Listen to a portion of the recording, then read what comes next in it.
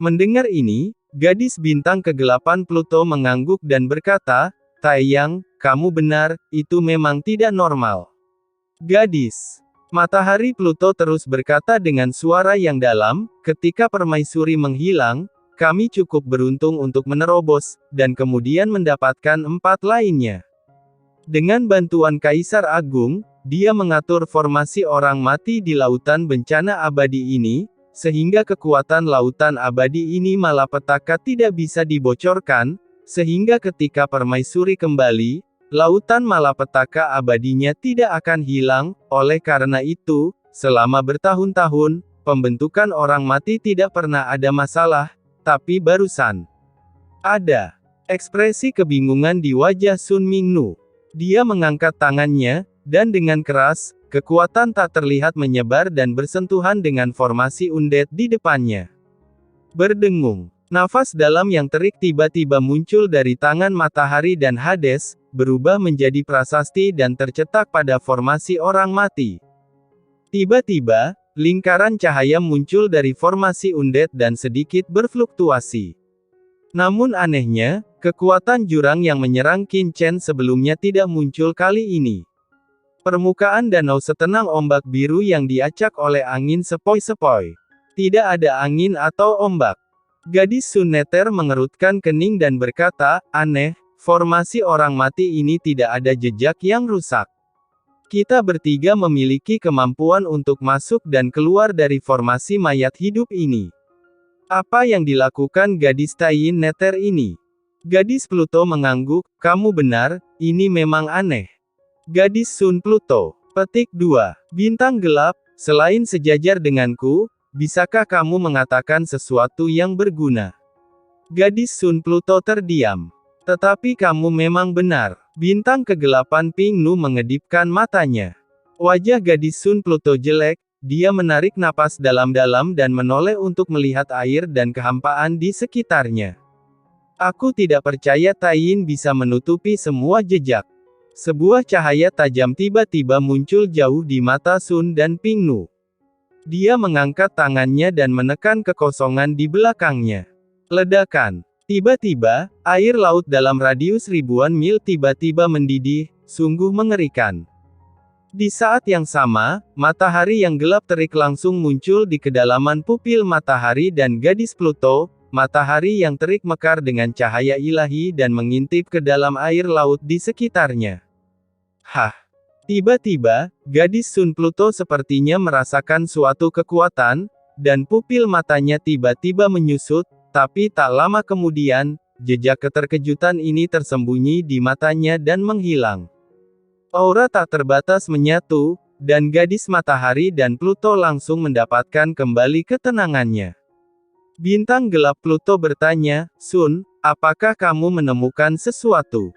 Sun Pluto menggelengkan kepalanya, "Tempat ini dibersihkan dengan sangat bersih oleh orang Taiyin, tidak ada yang tersisa sama sekali, tapi saya yakin bahwa fluktuasi sebelumnya benar-benar itu ada hubungannya dengan orang ini." Bintang gelap. Setelah mengatakan ini, gadis Sun Pluto menoleh untuk melihat gadis bintang gelap Pluto, Bagaimana kamu mempertimbangkan lamaran awalku? Kamu juga melihatnya, Taiyin Mingnu menyembunyikan niat jahat, dan mungkin hilangnya permaisuri ada hubungannya dengan dia. Pasti ada kekuatan di balik dukungannya. Sekarang di lautan bencana abadi ini, kita bertiga mengerjakan urusan kita sendiri. Anda dan saya ingin tetap di tempat ini dan melindungi beberapa hal yang ditinggalkan permaisuri. Hanya dengan bekerja sama kita dapat bertarung melawan Taiyin. Bagaimana kalau kamu dan aku? Bagaimana kalau bergabung?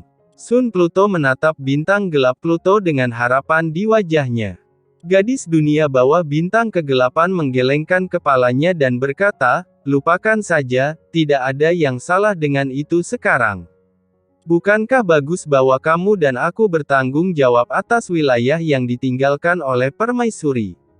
Mengapa kita harus bertarung melawan kematian?" Ekspresi gadis dunia bawah matahari berubah. Jelek, penuh kebencian, apakah kamu benar-benar berencana untuk terus berkeliaran seperti ini? Merendahkan. Gadis dunia bawah bintang gelap tersenyum, kamu juga tahu bahwa aku selalu seperti ini di bawah permaisuri, tanpa ambisi. Tidak sebaik kalian berdua yang aktif dan ingin mendaki. Yang saya inginkan hanyalah hidup dengan baik dan menjalani hari demi hari. Mengapa repot-repot memikirkan berkelahi dan membunuh sepanjang hari panjang dan risiko jatuh? Sun Mingnu berkata dengan marah, tetapi permaisuri menghilang tanpa alasan saat itu. Siapa yang tahu jika ada petunjuk dalam hal ini, kebenciannya. Tuan macam apa yang tidak dewasa naik, dan mengapa tidak ada kebencian? Bintang kegelapan Mingnu mencibir. Permaisuri Ming Yue ada di sini, dan dia adalah orang dewasa kita. Sekarang setelah dia pergi, kita secara alami harus hidup untuk diri kita sendiri. Apakah kita harus hidup dalam bayang-bayang permaisuri bulan selama sisa hidup kita? Bintang gelap dan Pluto memandang matahari dan Pluto dengan acuh tak acuh. Taeyang, kita semua adalah kaisar yang kuat sekarang. Jangan bertingkah seolah-olah kamu masih menjadi pelayan semuanya sepanjang hari. Lagi pula, bintang kegelapan.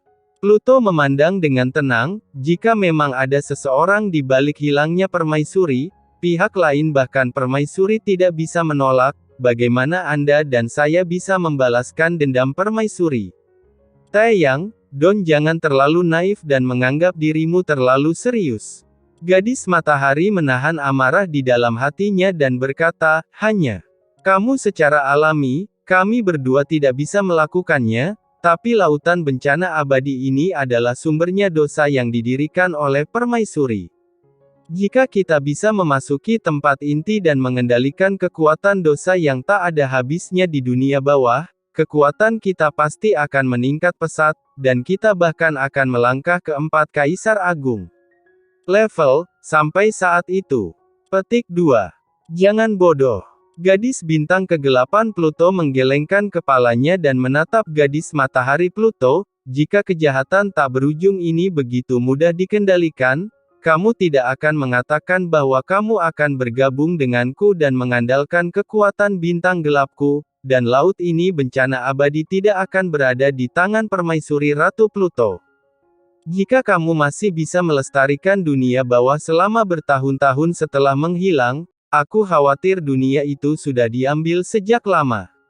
Tetapi jika kamu dan aku tidak mencobanya, bagaimana kita tahu itu tidak mungkin? Gadis Sun Pluto ingin mengatakan sesuatu yang lain, tapi dihentikan oleh gadis bintang kegelapan Pluto. Langsung menyela, oke, berhenti bicara, aku tidak mau mendengarnya. Sekarang kita bertiga tidak dalam masalah, itu bagus. Saya bahagia dan bebas, dan saya tidak ingin peduli apakah gadis Taiyin Ming memiliki konspirasi atau apakah dia telah mengkhianati permaisuri Ming Yue. Cukup seperti apa yang dikatakan makhluk di lautan alam semesta, dalam hidup ini, hiduplah dengan bahagia. Meskipun kita adalah pembudidaya hantu, sebenarnya kita sama saja, hidup bahagia saja, lelah sekali, apa yang harus kita lakukan? Wanita dunia bawah bintang gelap berbisik. Aku akan kembali dulu. Setelah mengatakan ini, gadis bintang kegelapan Pluto bergoyang dan menghilang tiba-tiba, hanya menyisakan gadis Sun Pluto di sini sendirian. Bintang gelap ini tidak bisa diakses. Wajah Sun Pluto berubah jelek, lalu dia menoleh untuk melihat tempat di mana Taiyin Pluto menghilang, menyipitkan matanya dan berkata dengan dingin, Taiyin, jangan mengira aku tidak tahu apa yang kamu lakukan. Lakukan, biarkan aku mengambil kesempatan ini, dan aku tidak akan pernah membiarkanmu pergi. Gadis matahari dan Pluto meremas tangan kanannya dengan keras. Ledakan. Air laut dalam radius 100 mil meledak, seperti akhir dunia. Pada saat ini, pulau penjaga bintang terletak di halaman Qin Chen dan lainnya. Kaisar abadi mengangkat kepalanya dan melihat lautan bencana abadi di kejauhan, dengan sedikit ekspresi khawatir di wajahnya. Meskipun dia menyembunyikan budidayanya, sebagai seorang kaisar yang kuat, dia masih memperhatikan bahwa semacam fluktuasi tampaknya telah lahir di kedalaman laut bencana abadi. Hal ini membuatnya khawatir di dalam hatinya, "Paman, tidak akan terjadi apa-apa padanya, kan?" Bahkan dia menyadari sesuatu yang aneh. 3 gadis dunia bawah yang sekarang mengendalikan tempat ini juga pasti merasakan fluktuasi ini. Jika pamanku ditemukan oleh 3 gadis dunia bawah, maka hati Kaisar Abadi menegang. Jika ada pertempuran di kedalaman dari lautan bencana abadi, dia hanya bisa bergegas ke sana sesegera mungkin, bahkan jika dia terekspos, tidak ada yang bisa dia lakukan. Kaisar Abadi Senior, mengapa kamu begitu gugup? Qin Mo, Yah, Qin Chen pasti akan baik-baik saja. Melihat ekspresi gugup di wajah Kaisar Abadi, Molly tidak bisa menahan diri untuk tidak berbicara. Bagaimana kamu tahu pamanku akan baik-baik saja? Kaisar Abadi mengerutkan kening. Ini, pokoknya, jika aku bilang dia akan baik-baik saja, dia pasti akan baik-baik saja, Molly menegaskan. Siapa iblis Qin? Akan aneh jika dia menderita kerugian. Begitu Molly selesai berbicara, terdengar suara mendengung dan sesosok tiba-tiba muncul di halaman, itu adalah Qin Chen. Kaisar Abadi buru-buru melangkah maju dengan penuh semangat, "Paman, di lautan bencana abadi tadi. Saya tidak sengaja membuat suara, tapi tidak ada yang serius."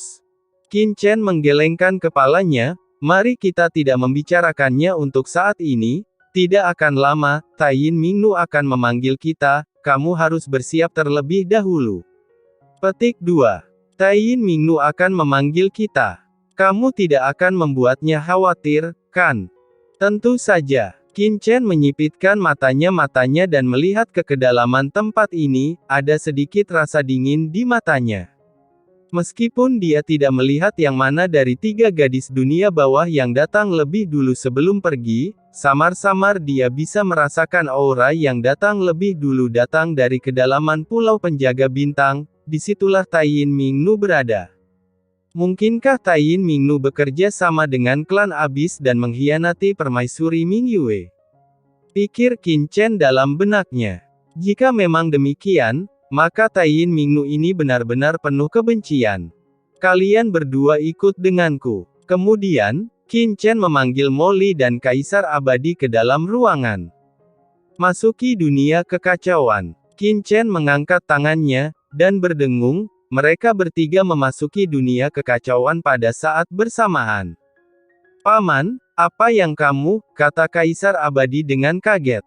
"Bukankah kamu bertanya padaku sebelumnya apa yang terjadi di kedalaman laut bencana abadi? Aku akan memberitahumu apa yang terjadi sekarang." Petik 2. Pada titik ini, Qin Chen langsung mengaktifkan Istana 10 Kesengsaraan, dan berdengung, nafas yang membuat jantung berdebar-debar datang dari mereka langsung berpencar dari Istana 10 Kesengsaraan. Murid Kaisar Abadi menyusut, nafas ini. Qin Chen mengangkat tangannya, dan kekuatan hitam tak terlihat perlahan-lahan diekstraksi dari Istana 10 Kesengsaraan dan langsung jatuh ke tangannya. Kekuatan ini tidak kuat, namun nafas yang keluar sangatlah dingin, seperti ular berbisa yang membeku, jelas ditekan oleh kekuatan di dunia yang kacau, namun tetap membuat orang merasa menyeramkan dan bergidik. Abis, ini adalah kekuatan jurang maut. Kaisar Abadi mengubah warnanya, "Paman, dari mana kamu mendapatkan kekuatan ini?" Qin Chen menyipitkan matanya dan berkata, "Di kedalaman lautan ini bencana abadi, sekarang ada kematian. Penghalang sungai primordial menutupi area inti laut bencana abadi, dan kekuatan jurang inilah yang saya bawa kembali dari penghalang sungai Necronomicon." Tentu saja, Kaisar Abadi menarik napas dalam-dalam dan berkata dengan suara dingin, hilangnya Tuan saat itu terkait dengan jurang maut. Bas. Pada saat ini, Molly di samping gemetar tanpa sadar setelahnya, melihat kekuatan jurang maut.